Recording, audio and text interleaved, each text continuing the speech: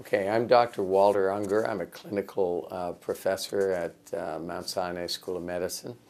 I've written 5 textbooks on hair transplanting. That's all I do, and I'm here to talk to you about that. So the topic today is patients who are young and have early male pattern baldness. So not necessarily young, they could be in their 40s and just beginning to get it. The most important message for you on that subject is it doesn't matter how young or old you are, you have to think long term about how big a bald area you're going to get and how narrow a donor area, a fringe hair that you're going to get over your lifetime, because these are permanent changes you're making. You can't transplant a small area that's missing some hair without realizing that that area is going to have permanent hair in it. And if you don't keep up with hair loss adjacent to that area, you're going to end up with a very peculiar growth of hair and a funny shape of bald area. In brief, think long term, not short term, the consequences of what you're doing today in the long term.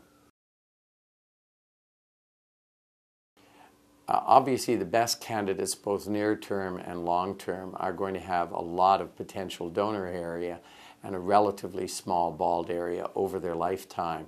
The finer the hair, the more natural, low-density transplanting will look. The coarser the hair, the denser the hair is going to look. The less contrast between the color of the skin and the hair, the better, the thicker it's going to look. The more curl, the more wave, the more frizz. There are a whole bunch of factors to go into as to why you might be a better or worse candidate. Too many to discuss in a few minutes now, but you can talk that over with whoever you go to see about transplanting. Modern hair transplanting is carried out using a technique referred to as follicular unit transplanting. There are 2 methods of getting grafts for this sort of transplanting. The first is to cut out a strip of hair from your scalp where you think the hair will be permanent, sew it up, and then put that strip under a microscope and microscopically take out the naturally occurring little groups of hairs. Hair on your head, for the most part, doesn't grow as single hairs. It grows in these little groups of 2 and 3 hairs for the most part. And typically, we cut those little groups out of a strip. There's a new method of harvesting the same kind of grafts, and that's called follicular unit extraction. Instead of taking a strip out, we use a small punch-like device, like a little cookie cutter, to directly remove these follicular units from the scalp. You can thereby avoid any sutures. You don't have to worry about any linear scars. You can wear your hair very short. It's less painful. You can get more grafts in a single session because you don't have to worry about closing a wound under a lot of tension and creating an ugly scar. But there are some serious drawbacks to that, and it's not useful for everybody, particularly for younger individuals. In the recipient area, which is the area that's bald or balding, we make tiny incisions with an ordinary hypodermic needle or small blade at the same angle and direction as the original hair. That's where the real skill and artistry comes in. And we put the little follicular units into those incisions using different densities in different areas, different hair textures, and different sized follicular units, some that contain 1 hair, some 2, some 3 and 4. The length of the surgeries depends on how many grafts you're transplanting in a session. If you're just doing a small procedure which is pretty uncommon, of 50 to a couple of 100 grafts, you could theoretically do that in 45 minutes, maybe an hour at the most. If you do an average size session nowadays, you're talking about 1,500 to 2,500 of these grafts that have to be made and inserted into small holes made with a very small blade or ordinary hypodermic needle. So it takes most of the day. Our surgeries, for example, start at 7:30 in the morning and usually aren't finished until about 4 to 5:30 in the afternoon.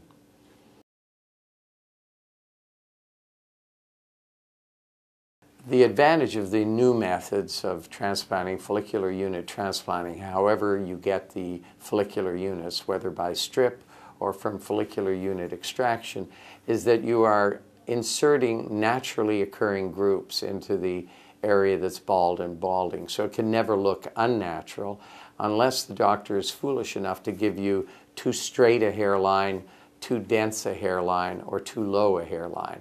Those should be very easy to avoid. So this is an individual, very good candidate for transplanting. This is him before and about a year later. So even though he has very coarse, dense hair and could have a very unnatural looking hairline, if you look for fine hair, you can create a very natural looking hairline using just 1 and 2 hair grafts. So this young man came in, he just had a little recession in the corner with his hair dry. But he knew the whole frontal area was getting sparser. Here he is with his hair wet, and wet over there as well. He had a grandfather who had severe male pattern baldness, and he wanted to do something before other people were aware he was doing it. So we did a transplant on him. That's how he looked about 9 months later. There he is over there. Great many of my patients come in well before they're bald. Not this early. Most of them don't come in this early. And you have to be careful. Be sure you refer to a doctor. Don't get the doctor from the internet if you're going to intervene anywhere near this early. But it can be done, and it's a very good way to do it because people don't know you're doing it. You don't wait until you're bald, and there isn't any great change in how you appear. You just look much better about 6 months later, and nobody knows that you've had to do it. This is a fellow who had a bad transplant done with follicular unit transplanting. It could be done poorly as well. This is how he looked after one session that was done for correction. And this is a fellow that only had 20 grafts per centimeter square done in 2 sessions, 1 to the frontal area and 1 to the mid-scalp area. More commonly, we use 30 grafts per centimeter square. Same thing as the previous patient, 1 to the frontal area, 1 to the mid-scalp. This is what he looked like from the side and from the front. A lot of people talk about using higher densities of follicular units to create denser results. Remember that the more grafts you use in the front, the less you've got left to use somewhere else as you get older. And remember also that you can look darn good with 30 grafts per centimeter square. So if your doctor can't produce results like this or that are satisfying to you with 30, maybe you should be looking for another doctor. If you have an average-sized bald area, you usually can't do it all in one session. We usually do the frontal area that runs from the hairline back to about your ears in one session, the mid-scalp behind that in another session, and the crown in a third session. If you've got a smaller than average bald spot, or are destined to have a smaller than average bald spot, you can do it in 2. And if you're doing a bigger area, it might need 4 or 5 if you have the hair for it. The cost per surgery will vary with the doctor, and it can run anywhere from $5,000 to $18,000 in most instances for each surgery.